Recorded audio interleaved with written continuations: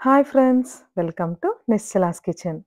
ఈరోజు నిశ్చలాస్ కిచెన్‌లో ఒక స్పెషల్ బ్రేక్‌ఫాస్ట్. ఏంటి ఇడ్లీయే కదా! ఇడ్లీ చూపిచ్చి స్పెషల్ అనుకుంటున్నారా? ఇది ఖచ్చితంగా స్పెషలే. ఎందుకంటే ఇది మన రొటీన్ ఇడ్లీ కాదు. ఇది ఇన్‌స్టంట్‌గా అప్పటికప్పుడు చేసుకునే ఇడ్లీ. ఈ ఇడ్లీ చేసుకోవడానికి మనకి మినపప్పు, రవ్వతో పని లేదు. ఇవి ఎప్పటికప్పుడు చేసుకునేవి అండ్ వీటి టేస్ట్ మన తమిళనాడు ఇడ్లీకి దరిదాపుగా ఉంటుంది. అంటే తమిళనాడు వాళ్ళు రవ్వ ఇడ్లీ చేసుకోరు. వాళ్ళు మినపప్పు, బియ్యం కాంబినేషన్‌లో చేసుకుంటారు. ఈరోజు మనం మాత్రం మరమరాలతో ఇడ్లీ చేసుకోబోతున్నాం.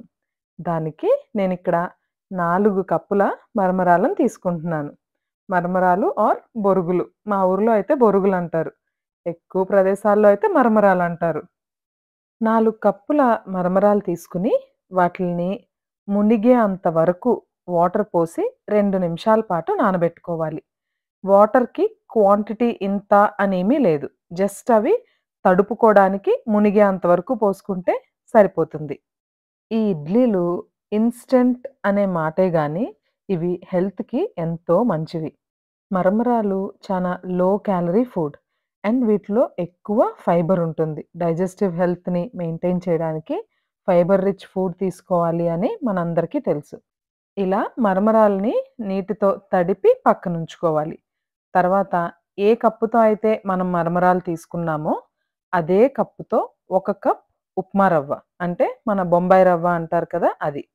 1 కప్ తీసుకొని, ఈ రవ్వ కూడా మునిగే అంత వరకు వాటర్ పోసి ఒక్క 2 నిమిషాల పాటు నాననివ్వాలి. చూడండి. 4 కప్పుల మరమరాలకి 1 కప్ ఉప్మా రవ్వ. ఇక్కడ నేను ఎక్కువ వాటర్ పోయట్లేదు. జస్ట్ అవి మునిగేంత వరకు పోస్తే సరిపోతుంది. 4:1 రేషియోలో. ఇది కేవలం ఇడ్లీ పిండి మాత్రమే కాదు. ఈ పిండితో దోసలైతే ఇంకా టేస్టీగా వచ్చాయి. ఇలాంటి ఇన్‌స్టంట్ రెసిపీస్ మనకి ఎప్పుడన్నా సడెన్‌గా చెప్పా పెట్టకుండా ఎవరన్నా చుట్టాలొస్తే, వాళ్ళకి చేసి పెట్టడానికి భలే యూజ్ అవుతాయి. ఓకే. 2 నిమిషాల తర్వాత మనం నానబెట్టుకున్న మరమరాల్ని నీటిని పిండకుండా జస్ట్ అలా చేత్తో తీసి మిక్సీ జార్‌లోకి ట్రాన్స్‌ఫర్ చేసుకోవాలి. ఇక్కడ చూడండి నేనేమాత్రం వాటిల్ని స్క్వీజ్ చేయట్లేదు. జస్ట్ అలా చేత్తో తీసి వేసేస్తున్నాను. మిగిలిన వాటర్‌ని అలాగే వదిలేయండి. అండ్ ఇక్కడ గుర్తుంచుకోవాల్సిన విషయం ఏంటి అంటే, పిండి గట్టిగా ఉండాలి. అంటే మన ఇడ్లీ పిండి కన్నా కొంచెం గట్టిగా ఉండాలి. సో, మరమరాలని గ్రైండ్ చేసుకునేటప్పుడు అవసరమైతే కొంచెం వాటర్ వేసి గ్రైండ్ చేసుకోండి. మరమరాలను గ్రైండ్ చేసుకున్న తర్వాత, అదే మిక్సీ జార్‌లోకి నానబెట్టుకున్న ఉప్మా రవ్వలో నుంచి హాఫ్ తీసి మిక్సీ జార్‌లోకి వేసుకొని, మళ్ళీ మిక్సీ యేసుకోవాలి. అవసరమైతే కొంచెం వాటరేసుకోండి. చూడండి నేనిక్కడ కొంచెం వాటరేసి మిక్సీ వేశాను. ఇప్పుడు ఈ రవ్వ, మరమరాల మిక్స్చర్‌ని ఒక మిక్సింగ్ బౌల్‌లోకి తీసుకొని, మనం ఇంకా హాఫ్ తడిపి ఉంచుకున్న రవ్వ ఇంకా అలాగే ఉంది కదా! దాన్ని కూడా యాడ్ చేసేసుకొని చక్కగా మిక్స్ చేసుకోవాలి. పిండి మరీ గట్టిగా ఉంది అని అనిపిస్తే, ఆ మిక్సీ జార్‌ని కడిగి, ఆ వాటర్‌ని కొంచెం యాడ్ చేసుకోవచ్చు. ఇక్కడ నాకు కొంచెం గట్టిగా ఉందేమో పిండి అనిపిచ్చింది. అందుకే కొంచెం వాటరేసుకున్నాను. ఆ తర్వాత రుచికి సరిపడా ఉప్పు, ఒక పావు టీ స్పూన్ బేకింగ్ పౌడర్.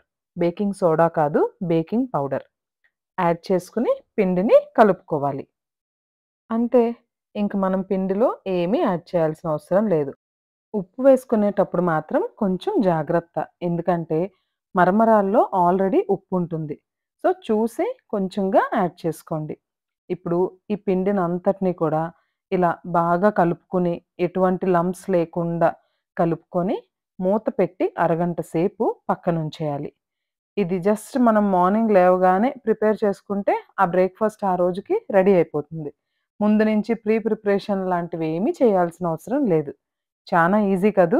అరగంట సేపు తర్వాత ఒక్కసారి పిండిని మళ్ళీ కలుపుకొని, ఎప్పుడు ఇడ్లీ ఎలా పెట్టుకుంటామో అలా పెట్టుకోవడమే. కానీ ఒక్క విషయాన్ని మాత్రం గుర్తుంచుకోండి. పిండి అస్సల జారుగా ఉండకూడదు. పిండి కొంచెం గట్టిగానే ఉండాలి. ఈ ఇడ్లీని 5 నిమిషాల పాటు హైలో ఉంచి, 10 నిమిషాల పాటు సిమ్‌లో ఉంచి ఉడికించుకోవాలి. అంతే. ఇక్కడ నేను తీసుకున్న క్వాంటిటీకి ఒక 3 గిన్నెలు ఇడ్లీ పెట్టి, ఆ తర్వాత కొంచెం పిండి మిగిలుంటే దాన్నిలా అట్టులా వేశాం.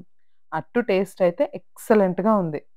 ఇప్పుడు సిమ్‌లో ఉంచి స్టవ్ ఆఫ్ చేసిన తర్వాత ఇడ్లీలని ఇలా ప్లేట్‌లోకి ట్రాన్స్‌ఫర్ చేసుకోవడమే. యమ్మీ మరమరాల ఇడ్లీ రెడీ. చూసారా? అచ్చం మన రవ్వ ఇడ్లీలాగే ఉన్నాయి కదా చూడ్డానికి. టేస్ట్ కూడా అంతే బావుంది. కానీ ఇది మన రొటీన్ రవ్వ ఇడ్లీలాగా మాత్రం ఉండదు. ఇది తమిళనాడు ఇడ్లీలా ఉంటుంది.